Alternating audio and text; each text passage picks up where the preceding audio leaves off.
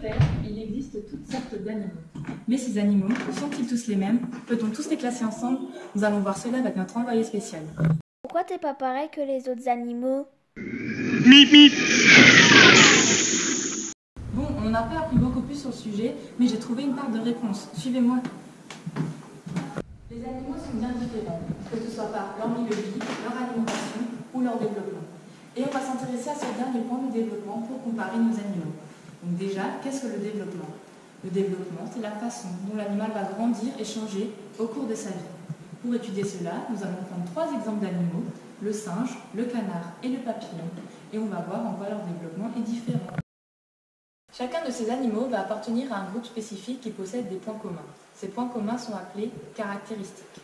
Les animaux qui vont posséder les mêmes caractéristiques vont se retrouver dans le même groupe, et ce groupe pourra se diviser en plusieurs sous-groupes. On va commencer par le singe. Les singes sont des mammifères. Les mammifères sont des animaux qui présentent des caractéristiques communes, comme les poils et les mamelles. Les mamelles servent aux mères à allaiter leurs petits. La majorité des mammifères sont vivipares. Être vivipare, ça veut dire que les petits se développent et grossissent dans le ventre de la mère. Le singe va rester quelques mois dans le ventre de la mère. Quand les petits naissent, ils ont fini leur développement et ne vont plus trop changer d'apparence au cours de leur vie. Cependant, ils vont passer d'un stade jeune à un stade adulte. Le passage au stade adulte est caractérisé par la maturité sexuelle. La maturité sexuelle, c'est l'âge où un être vivant peut se reproduire. Cela veut dire qu'il peut avoir des petits. Il existe environ 147 espèces de singes et la durée de vie d'un singe est comprise entre 30 et 40 ans. Et maintenant, on va s'intéresser au canard. Le canard est un oiseau. Les oiseaux sont des animaux qui possèdent des caractéristiques communes comme des plumes ou un bec. Le canard est différent du singe car il est recouvert de plumes. Tout comme les autres oiseaux, il est ovipare, c'est-à-dire qu'il pond des œufs dans lesquels les petits se développent. La femelle va pondre des œufs et va les couver. Le petit se développe dans l'œuf pendant environ 1 mois avant d'en sortir. C'est l'éclosion.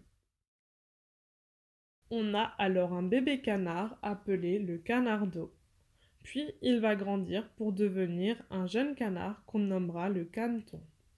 Il continuera ensuite de se développer pour devenir un canard adulte et il sera capable de se reproduire.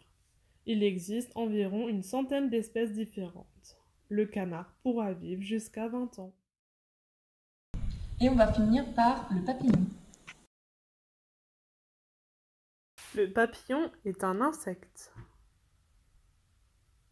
Voici quelques caractéristiques des insectes. Ils possèdent 6 pattes articulées, ainsi que 2 antennes, et ils ont un squelette qui est placé à l'extérieur de leur corps, et qui leur sert de protection. Les papillons passent par 4 stades de développement, c'est-à-dire qu'ils existent sous 4 formes différentes. Leur vie commence sous la forme d'un œuf. Après quelques semaines, une larve en sort, et on l'appelle la chenille. La chenille va grossir, et quand elle sera assez grande, elle tissera un cocon. Dans ce cocon va se développer la chrysalide. C'est la forme intermédiaire entre la chenille et le papillon. La chrysalide reste immobile, enfermée dans son cocon, pendant plusieurs semaines, parfois plusieurs mois, et elle se transforme. Cette transformation s'appelle la métamorphose. La métamorphose, c'est le changement de forme qui va permettre à la chenille de devenir un papillon adulte ou imago, qui sortira alors du cocon. Cela veut dire que le papillon va pouvoir se reproduire et pondre des œufs si c'est une femelle. Il existe 120 000 à 150 000 espèces de papillons connues dans le monde et une fois à l'état adulte, leur espérance de vie est très variable. Ils peuvent vivre entre 2 jours et 1 an. Les animaux sont donc tous différents et doivent être classés dans différents groupes puisqu'ils ne possèdent pas tous les mêmes caractéristiques. En effet, on a vu que le développement des animaux est différent en fonction du groupe auquel il appartient. Merci d'avoir regardé cette vidéo et à la prochaine.